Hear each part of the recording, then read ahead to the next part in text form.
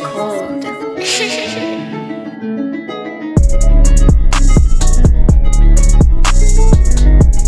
Bollywood'un şahı deyip adlandırılan Shahrukh Khan, meşhur Hind aktörü, kinoprodüseri ve teleyayılım alıp barıcısıdır. Ol kariyerasının davamında Hindi kinosunun yıldızı olman, milyonlarca adamın söygüsünü kazanan şahstır. Bu videoda size dehinli aktörün dörödücülük yolu ve şahsı durmuşu arada gurrun verir. Shahrukh Khan 1965 yılın 2 noyabrında Hindistan'ın paytaxtı New Delhi'de musulman maşgalasında dünyaya indi. Onun ata-babaları milleti boyunca kuştuğunlar olup, bular häzirki Afganistan'ın ve Pakistan'ın tevhidlerinde yaşayan Eyranlılardır. Khan'ın kakısı tarihi vatanından New Delhi'ye göçüp gelipdir. Şu yerde gelecekki ayalı bilen tanışıp öýlenipdir. Oğlu dünya inende er ayal Qizi Sheikh Khan'ı eýýäm terbiyeleýärdi. Gelecekki aktörün garremesi onu Abdulrahman adında qıptır. Ýöne kakasy bu ady halamandyr ve onu Shahrukh Khan'ı öwrüpdir. Khan'ın kakasy Mirtaj bilimi boýunça injinier. Ýöne ol adam hukuklary ve Hindistanyň garaşsyzlygy ugrunda görüşipdir ve wagtyň geçmegi bilen meşhur aklawçy bolupdyr ve telekeçilik edipdir. Ejesi Fatima Oxford Üniversitetini guturandan soň jemgyýetçilik işleri bilen meşgullanyp, soň bolsa kady bolup işe başlapdyr. Maşgalanyň bir näçe karhana, şol sanda bir restorany hem eýeçilik edýändigine garamazdan olar küçüjek kireni alınan kwartirada gaty sada ýaşapdyrlar. Khan New Delhi'de 1-nji sınıfa mektebe bardy. Oğlan görüldeli okuýardy ve hatta mektepde gowy bilim üçin iň ýokary bayragy, hormat kılıcını hem aldy. Ejesi oglunda sungaty ve teatra bolan söýgüni oýarýar. Shahrukh çağalygynyň goşgular we hikaýalar ýazýar. Geljekki aktör sportyň hokkey, kriket, futbol ve yeňil atletika görnüşlerinde hem köp ýeňişler gadanýar. Khan yetkinjeklikde deň duşlarynyň has çalp alganlygy üçin hatda poçta otlusy lakamyny hem aldy ve mektep okuwçylarynyň arasynda 200 we 400 metr aralygy ylgama boýunça bir näçe gedek şäher çempionu boldy. Şol döwürde ýigit turgan hünär hakda çynlygy pikirlenýärdi. Ýöne egnindäki şike sebäpli bu arzuwny durmuşa geçirmegi başarmady. Shahrukh sportyň ýerine barynsyny mektep teatryna geçirdi ve ajaýyp eşikler giyip görmekden, tans etmekden ve sahnada oynamakdan lezzet aldy. Kahramanymyz 16 ýaşyndaky kakasy rak keselinden aradan çykdy. Bundan soň Khan'yň ejesi kärhana işlerine gözökçüligi ele aldy ve maşgala başynyň keseli wagtynda erwetleşen maliýe ýagdaýyny gowlaşdyrmagy başardy. Onun tutan yerligi bilen mektepden soň ýigit Delhi'daky Iqtisadiýet kolleджyny okuýar girdi. Üniversitetden boş wagty Shahrukh teatr studiýasynda aktörlüğün esaslaryny öwrendi we eýýän talyplyk ýyllarynda 1988 ýylyň ýanwarynda ilkinji gedek telewizionda görkezdilen Rocky teleserialynda esasy rol oýnaýar. Şol ýyl Khan ýokary okuw mektebini hormat bilen gutardy. Şondan soň ol Milli Islam Üniversitetiniň köpçülikliň aragatnaşyk bölümini okuwy girdi. Şeýle de bolsa, aktörlük karýerasyny ötürmegi makul bilendigi sebäpli tiz wagtdan okuw taşlady. 1991 ýylda kahramanymyzyň durmuşynda gynançly waka boldy. Ejesi tüýjü keselinden aradan çykdy. Bu waka esasan aktörün ulu ayal doğan üçin ulu zarba boldy. Khan ayal doğanyny hostarlyk etdi ve ol şu gün üçinli jigitiniň maşgalasy bilen ýaşaýar. Şol ýylda Shahrukh öýlendi. Onuň aýaly 1984 ýylda bir oturuşmada tanışan Gauri Chipper'dir. Şol wagt Han 19, Gauri 14 ýaşyndadyr we bu ilkinji wagtda dören töýgüdür. Aktyoryň ýatlamalaryna görä, ol Gauri şeýle bir aşyk bolupdyr welin, onu her gadykdan gabanypdyr we hatda oňa özünden beýleki ýigitler bilen gürleşmegi hem gadagan edipdir. Azatlygy töýýän Gauri beýle gadaganlyklary çydap bilmän, onuň bilen arany üzme kararyna gelipdir we wagtlaýyn başga bir şähere gidipdir. Muny eşiden Şahruh onuň izinden baryp ýaraşmagy we bile durmuş gurmagy teklip edipdir. Gyýdy razylyk berenne garamazdan enatalary bu meselede başga pikirdiler. Hakykatda Gauri'nin hostarlary Brahman kastyna, ýagny hindileriň iň ýokary dini sınpyna degişli bolup, olar gyýdynyň musulmana durmuşa çykmagyna garşy boldular. Şeýle-de olary karýerasynda heniden üstünlük gazanyp bilmedik, geljekki ýewiniň maddi ýagdaýy alada goýýardy. 5 ýyllap aşyklar gatnaşyklaryny gizlediler. Emma Han geljekki garyndaşlaryny niyetiniň çynlakaýyndygyny ynandyrmak üçin elinden geleni etdi. Gauri'nin ejesi bu nikany hiç kaçan makullamajakdygyny, bolmasa öz janyny kat etjekdigini aýdyp gyzyna haýwa datdy. Toy dawarasyna bolan garaýşyny görkezmek üçin ol toyda ýat eşigini geýdi.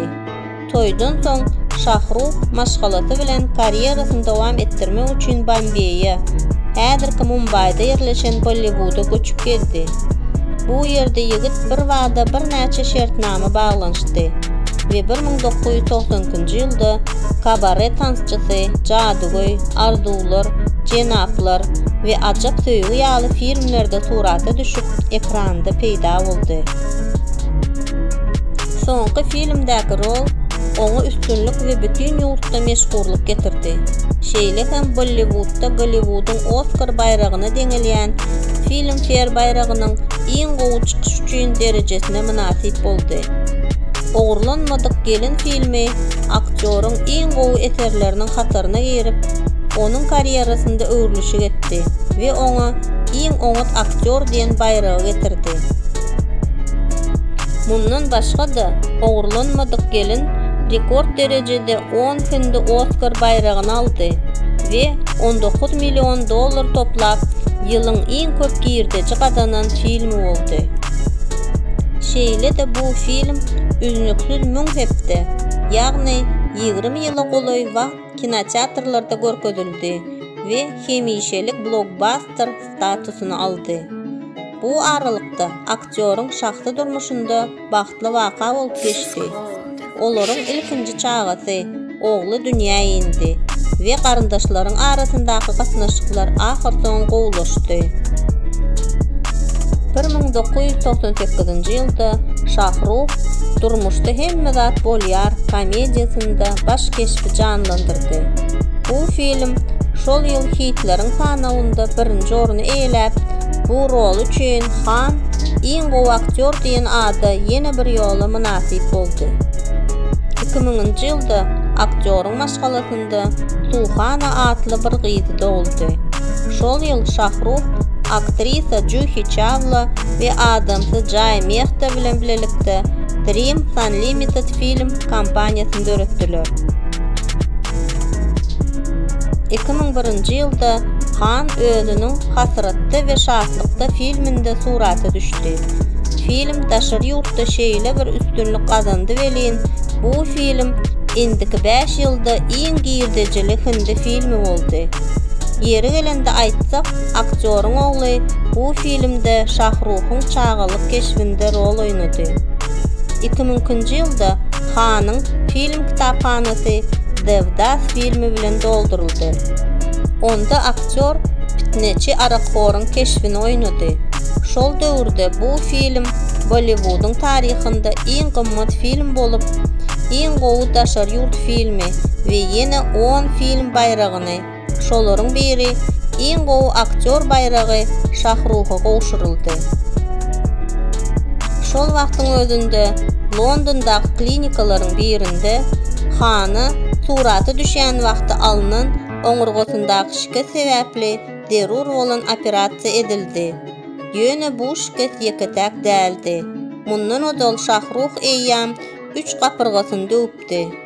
Operasiýadan bir näçe ýyl soň aktyor egninden hem şiket aldy.